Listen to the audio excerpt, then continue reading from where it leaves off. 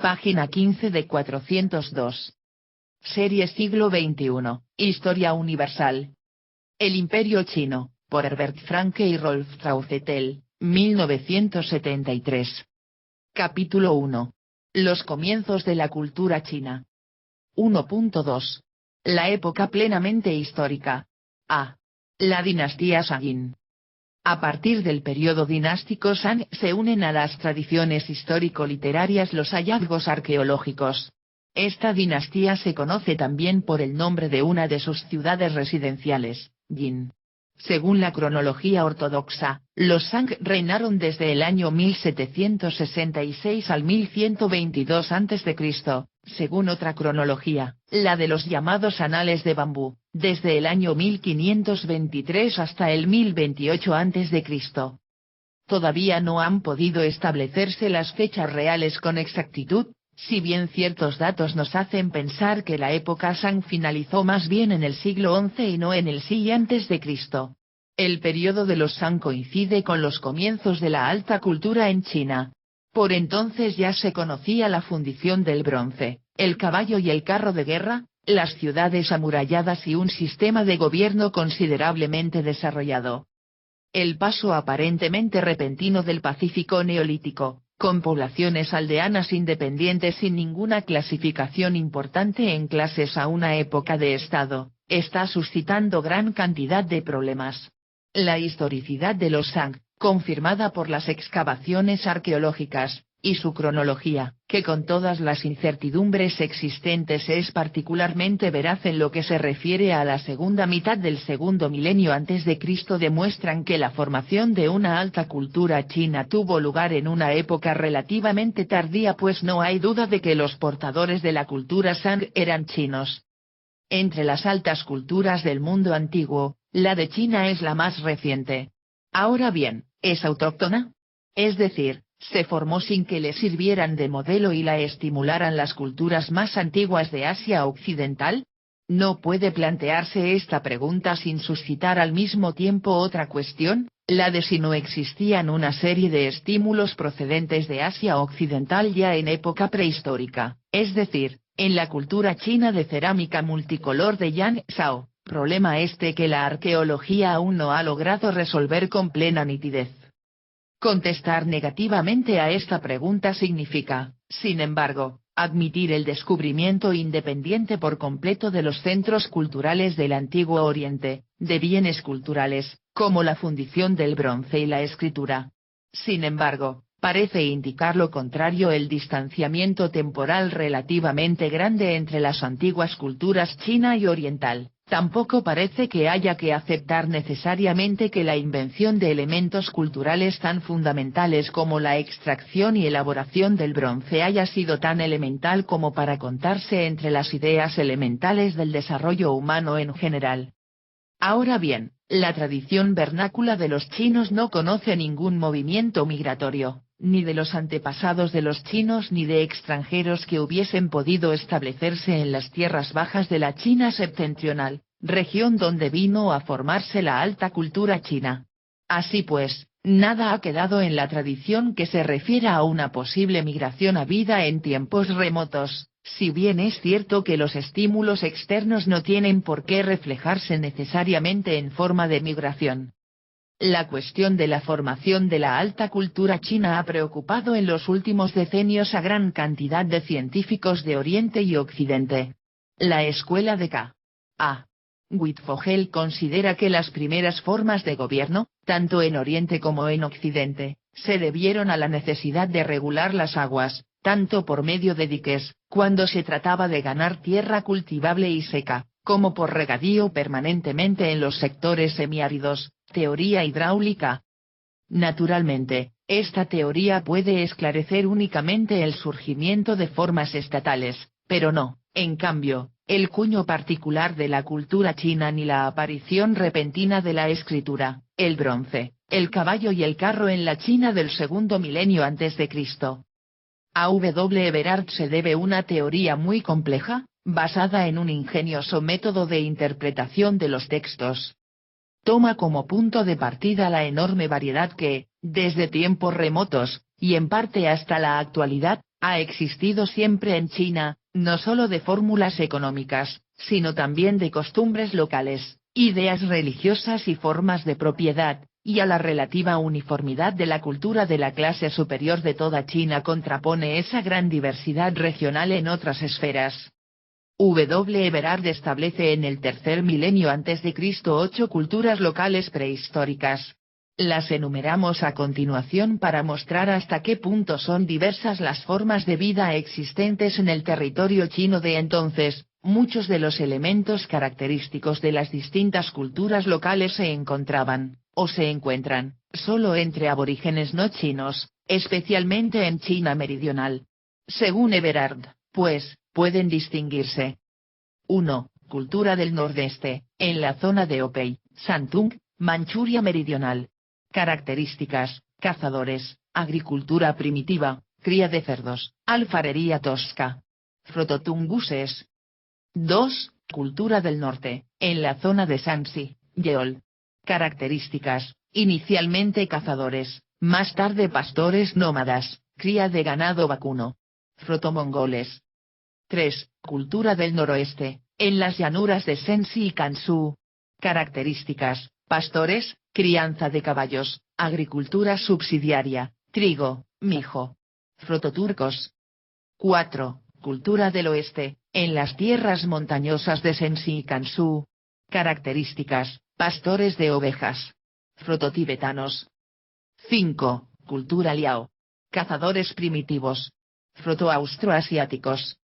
6. Cultura yao. Zona oriental de China meridional. Características: cazadores recolectores en las montañas, agricultura primitiva, cultivo en campos quemados. Protoaustronesios, mezclados en época temprana con la cultura Tai. 7. Cultura Tai. Características: cultivo de arroz en valles, cultivo en campos inundados.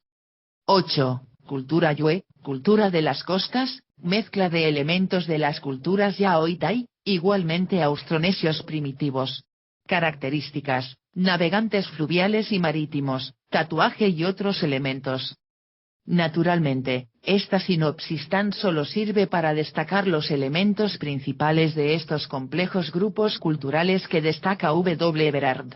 Las zonas geográficas de expansión de estas culturas locales del tercer milenio a.C.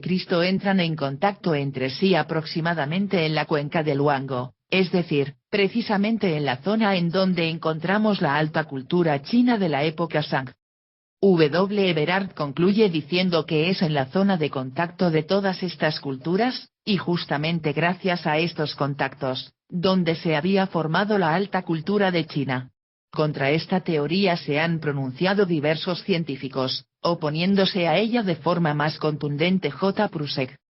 No critican tanto la hipótesis sobre la existencia de culturas locales o regionales como su temprana localización en el tercer milenio, turcos, mongoles, que solo pueden concebirse históricamente en una época mucho más tardía. Con todo, la teoría de Everard, que situó la discusión sobre el problema de la formación de la alta cultura china a un nivel riguroso, no niega la posibilidad de ciertos impulsos culturales procedentes de Asia Occidental y Sudoccidental. La cultura del noroeste podría haber cumplido así la función de eslabón. Ligado estrechamente a esto aparece la cuestión de los pueblos de lengua indoeuropea y el papel que estos pudieron jugar en las inmediaciones de China.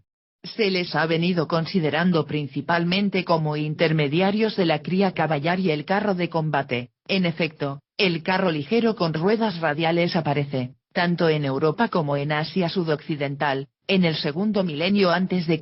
invariablemente ligado a pueblos indoeuropeos, siendo seguramente adoptado sin demora por las altas culturas, Asiria, Egipto.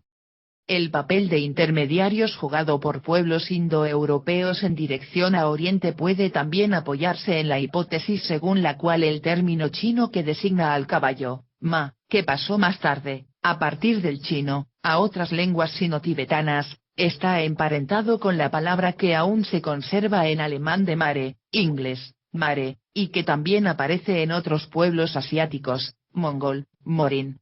Pero sigue siendo objeto de controversia el hecho de si, Además de la migración de tales términos culturales, existieron en la primera época otras relaciones entre las lenguas indoeuropeas, pues la estructura del chino es completamente distinta a la de todos los idiomas indoeuropeos, y las similitudes solo se reflejan en el sistema vocálico.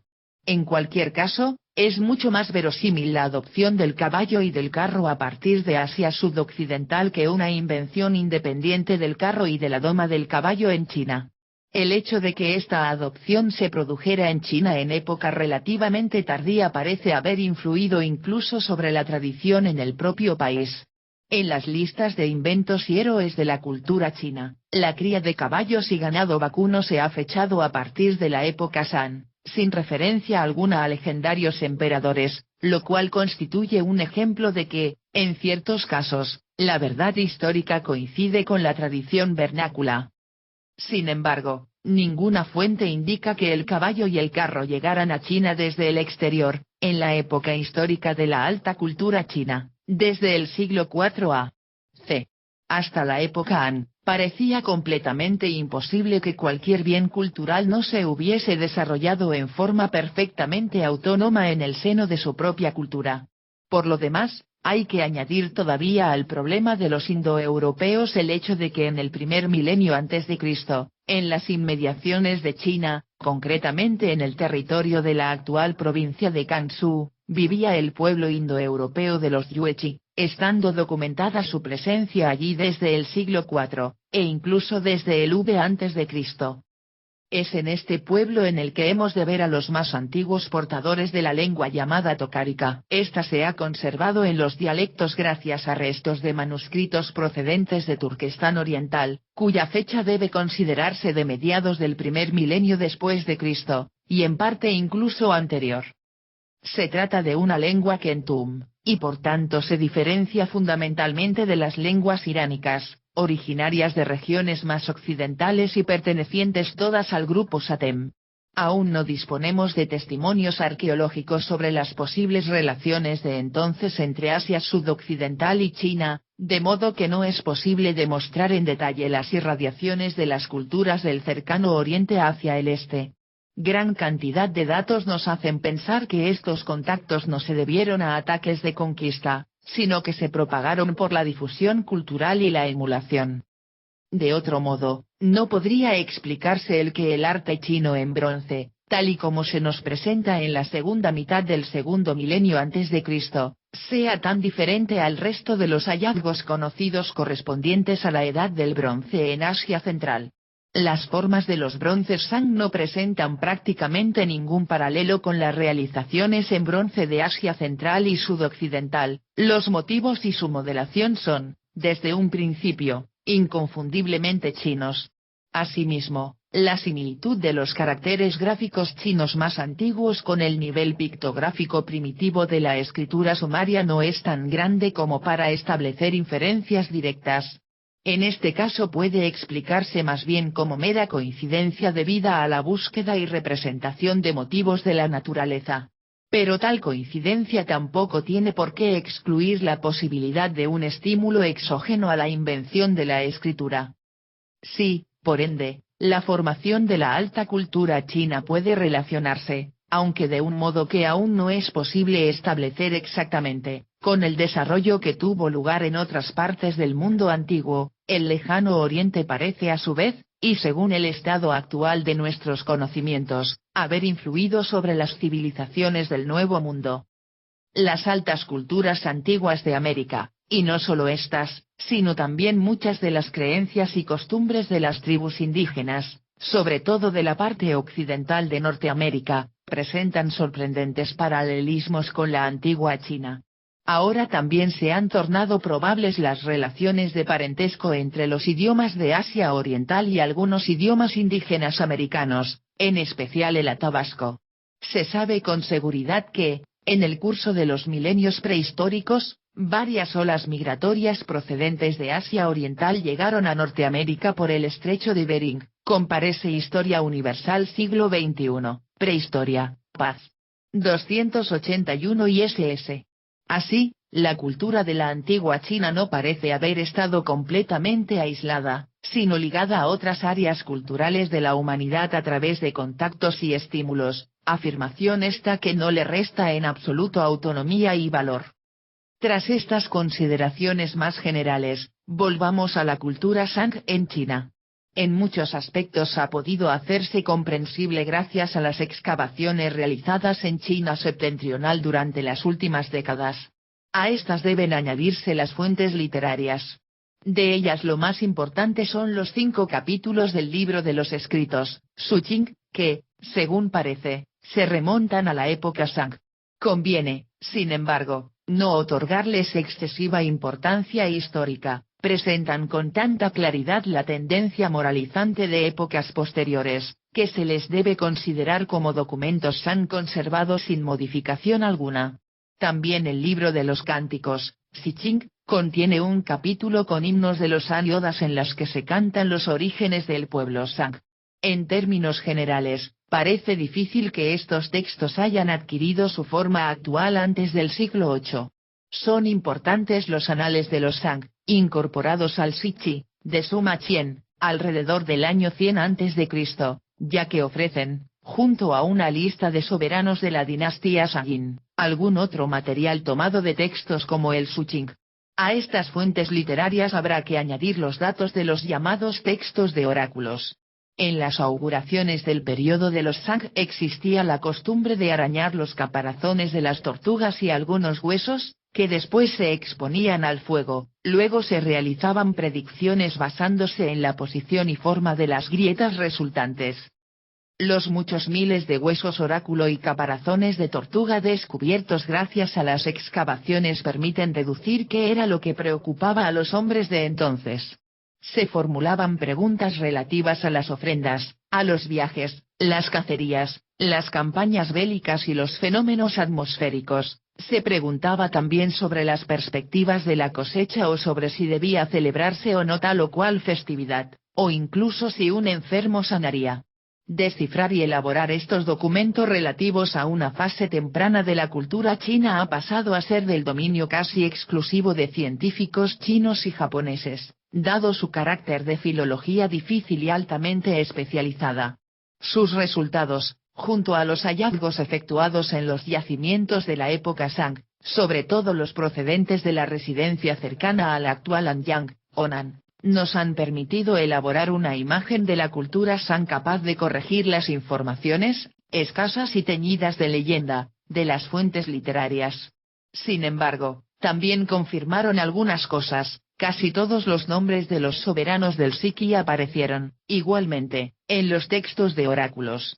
En conjunto, se atribuyen a los Shang 30 soberanos que gobernaron durante más de 17 generaciones.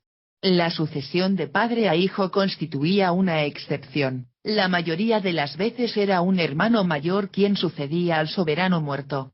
Los nombres de los Shang presentan un rasgo característico no solo de los reyes, sino también de los restantes miembros de la clase superior, constan del nombre propiamente dicho y de uno de los 10 signos con los que se designaban los días. Las fuentes señalan como fundador y antepasado de la estirpe real a un cierto Tang, a quien también se le conoce con el sobrenombre de carácter religioso Chen Tang, Tang el Perfecto. Al parecer, Tang habla derribado, con ayuda de su ministro y confidente Yin, al último e inepto soberano de la dinastía Xia, erigiendo un nuevo reino. Estas informaciones dejan traslucir el tópico de las leyendas sobre los fundadores del imperio. El cliché historiográfico exigía que el último soberano de una dinastía determinada fuese un dechado de inaptitudes y depravación. Pero, no obstante, nada nos autoriza a negarle a Tang y a su toma del poder un carácter plenamente histórico. La historia política del imperio Shang en su conjunto tan solo puede exponerse a grandes rangos. Cierto es que las fuentes literarias consignan los nombres de los soberanos y mencionan sus residencias. Relatan lacónicamente campañas contra bárbaros que habitaban en regiones entre los cuales aparece una y otra vez el pueblo de los Qiang, grupo demográfico establecido en la región occidental del imperio. Los numerosos detalles que pueden extraerse de los textos de oráculos no proporcionan aún ningún dato importante con respecto a la historia política, precisamente porque no se han podido identificar suficientemente muchos de los lugares y personas mencionadas en las inscripciones. Tampoco ha podido determinarse con exactitud la extensión geográfica del Imperio Shang. Su núcleo se encontraba en las llanuras del curso medio del Huanghe, mientras que en las partes montañosas de la península de Shantung y al oeste de la actual provincia de Shang parece que existieron territorios más o menos independientes. Y es evidente que la denominación de bárbaros, es decir, no chinos, no resulta justa referida a los habitantes de estos territorios, tal y como la aplicaron los autores chinos de tiempos posteriores. Igual que más tarde, en el primer milenio antes de Cristo, estos bárbaros pueden perfectamente haber sido chinos aún no plenamente civilizados, tribus integrantes de un mismo tronco lingüístico. El valle del Yangtze aún no pertenecía al territorio imperial de los Shang, y la cultura china fue penetrando poco a poco en épocas posteriores. Hay elementos suficientes para considerar a los habitantes de esas regiones como pertenecientes lingüísticamente al grupo Monjemer, actualmente restringido al Asia sudoriental, y que seguramente fue empujado por los chinos hacia el sur a lo largo de los siglos. Pero las influencias que desde el núcleo central de la cultura de la Alta China partían bajo los Shang hacia el norte iban más allá del estricto territorio imperial. Así, los yacimientos arqueológicos con elementos de cultura Shang se extienden también a China central, mientras que brillan por su ausencia en China meridional. Jamás permanecieron mucho tiempo en una residencia fija. En total, la sede real fue trasladada 8 veces. Hasta ahora, y gracias a las excavaciones, han podido descubrirse 2 sedes reales, una cerca de Anyang, establecida aproximadamente en el año 1300 a.C. bajo el rey Pankeng, y la otra en la actual comarca de Chenzhou, cuya creación se atribuye al 10º rey de la dinastía, Chungting. La cultura Shang posee un inconfundible carácter guerrero. Frecuentemente se realizaban campañas bélicas para obtener esclavos con destino a las tareas domésticas y agrarias o a los sacrificios humanos. La supremacía de los Shang sobre sus vecinos se debía a sus carros de combate, que les otorgaban gran movilidad, así como a sus armas de bronce. El bronce, como en casi todas partes, no era un bien común del pueblo, pues se utilizaba solo en la fabricación de armas y objetos rituales. Se puede inferir de ello que la masa de la población continuaba viviendo en condiciones propias del Neolítico. La clase superior, a la que hay que imaginar como una especie de nobleza, era la suministradora de personal para los numerosos cargos públicos, de aquí que bajo los Shang apareciesen ya las características fundamentales del futuro estado burocrático chino. Al frente se hallaba el rey, Wang. A él correspondían los sacrificios y las ceremonias rituales más importantes, él dirigía las campañas bélicas y las grandes cacerías. En los textos de oráculos se mencionan docenas de asistentes y funcionarios, tanto de aquellos que cumplían funciones cortesanas, como de lugartenientes y comisionados del soberano en las ciudades de provincia. Los señores de la nobleza no gobernaban sus dominios y puntos de defensa de modo muy diferente de cómo el rey gobernaba su imperio desde la capital, por tanto, la administración local era una copia de la administración central. En total, en las inscripciones de oráculos aparecen no menos de 8 títulos de nobleza diferentes, lo cual indica ya una clase superior fuertemente diferenciada y jerarquizada. La agricultura fue la base económica de los Shang. Se plantaba mijo, avena, trigo y sorgo, cereales conocidos ya en el Neolítico. En cambio, parece ser que el arroz, que suponía un sistema de riego organizado, solo se cultivó como complemento. Los aperos de los campesinos aún eran primitivos, azadas de piedra con mango de madera, palos de madera para plantar y hoces de madera. Aún no se conocía el arado, ni tampoco los animales de tiro para la labranza. Los animales domésticos eran, junto al caballo, inicialmente el buey, la oveja, la gallina, el pato, el cerdo y el perro. La caza desempeñó siempre un importante papel, al menos para la clase superior. puesto que en el segundo milenio antes de Cristo el clima fue más húmedo que en siglos posteriores. Los bosques pantanosos aún existentes en China septentrional ofrecieron refugio y, por tanto, albergaron cantidad de especies animales, incluso a aquellas que más tarde tan solo subsistirían en el extremo sudoeste de China, como por ejemplo los elefantes y los tapires. Poco a poco la agricultura ganó nuevos terrenos mediante la roturación y el cultivo de campos quemados. Además de elefantes y tigres, se cazaban también rinocerontes, jabalíes, ciervos, zorros, liebres y toda clase de aves silvestres. Las pieles y los cueros, como también los tejidos de cáñamo y seda, se utilizaron para confeccionar ropa de abrigo y vestidos. Algunos estampados conservados por pura casualidad demuestran que la técnica textil en la época Shang había alcanzado ya un nivel bastante desarrollado. No sabemos mucho sobre las ciudades de aquella época. Habrá que suponer que, en ellas, junto a las residencias de los señores, existía un artesanado que trabajaba para satisfacer el lujo y las necesidades de la clase superior. Las aldeas seguramente se autoabastecerían. La expansión de las colonias urbanas fue considerable. Los restos de los muros de barro que rodeaban la residencia real cerca de Chengzhou miden 2 metros de altura por 1 de anchura y 7 kilómetros de longitud. Hay algo sobre lo que no tenemos plena certeza, y es el indudable carácter agrario del estado Shang. Incluso la religión presenta las conocidas características de otras religiones sometidas también a determinaciones agrarias. La fertilidad de los campos, de los seres humanos y del ganado era sin duda lo más importante. Es difícil, sin embargo, determinar las representaciones religiosas concretas del pueblo Shang. A menudo apenas si pueden interpretarse los numerosos nombres de sacrificios y ceremonias rituales que aparecen en los textos de oráculos. Existía la creencia en una vida situada más allá de la muerte, pues a los nobles se les proveía de todos los objetos que habían utilizado en vida y que se suponía necesitarían en el más allá: carro, caballo, armas, alhajas, alimentos, vasijas, servidumbre y mujeres. El número de personas sacrificadas a la muerte de los principales reyes es incontable. Se han descubierto tumbas con centenares de cadáveres decapitados, muestra característica de la religión de los Shang.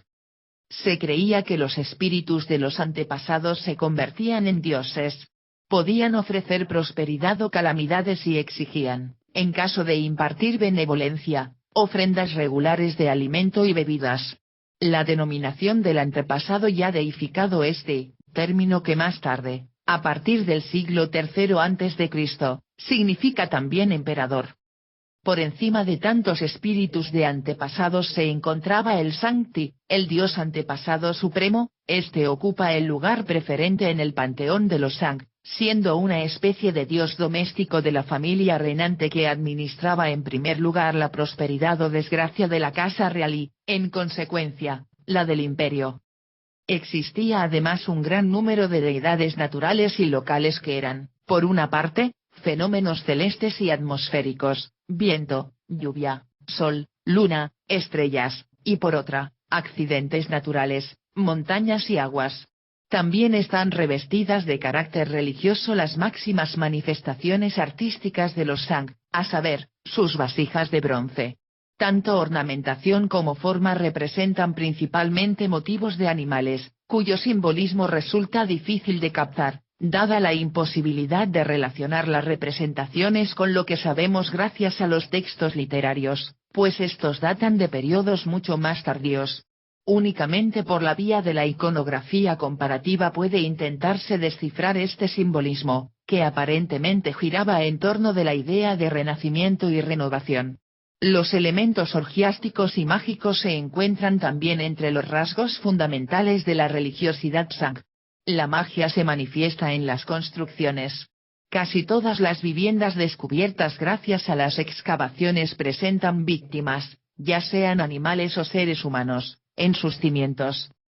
Los elementos orgiásticos están dados en los festines de bebida y de comida y en los ritos sexuales que se relatan en la literatura de los Shang. La historiografía de cuño confuciano no vio más que perversidad y depravación allí donde la etnología histórica se inclina a percibir ritos de fertilidad y longevidad.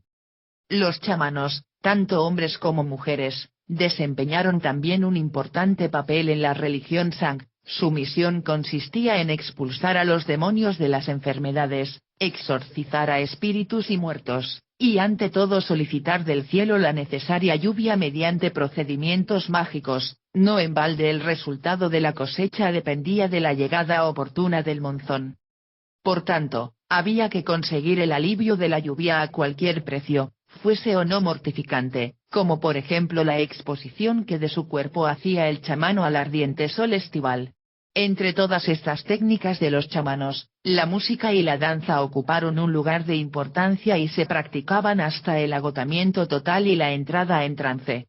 Todos estos fenómenos logran captarse históricamente por primera vez en Asia Central, si bien han persistido hasta el presente en diversos pueblos. El componente mágico, supersticioso y hasta cierto punto irracional de la religiosidad china tiene, pues, sus fuentes en la más remota antigüedad. Cuando durante el primer milenio antes de Cristo se implantó una forma más racional de religión y los chamanos desaparecieron de las cortes de príncipes y reyes, en las masas populares sobrevivieron las concepciones chamánicas, alimentadas posteriormente a menudo por movimientos sectarios. Además de los chamanos, chino, gu, existió otro grupo importante de servidores de la religión, los sacerdotes escribanos, sip. Se agruparon principalmente en las cortes, ayudando a ejecutar las ofrendas según el rito prescrito. También se les confiaron los oráculos, lo que les otorgó gran importancia política y social. Solo ellos dominaban la escritura, que aparentemente solo servía para fines religiosos en los tiempos antiguos. No existe base suficiente como para hablar de una literatura de Shang propiamente dicha. En suma, resulta impresionante desde el punto de vista histórico, constatar cuántos rasgos de la cultura china posterior existían ya en la época Shang. Las formas artísticas y la ornamentación de los bronces se han mantenido hasta el presente. La monarquía, con sus múltiples lazos rituales, se ha convertido en imperio. La veneración a los antepasados viene de entonces, al igual que los primeros elementos de un estado de burócratas y funcionarios. La agricultura fue la base vital del pueblo, y así se ha mantenido hasta el presente siglo. La artesanía y el comercio, en cambio, desempeñaron solo un papel secundario. La escritura de los Shang fue una etapa anterior a las formas posteriores y actuales de los caracteres, y los sacerdotes fueron los predecesores de los historiógrafos. El éxtasis del chamanismo disminuyó en la religión popular, si bien perduró durante mucho tiempo. Pese a lo poco que sabemos de la fase primitiva de la civilización china, y por mucho que dependamos de hipótesis en lo referente a la formación de la misma, es indudable que, a partir de la segunda mitad del segundo milenio antes de Cristo, existió una ininterrumpida continuidad de esta cultura, lo que constituye un fenómeno único en la historia universal. Página 26, de 402.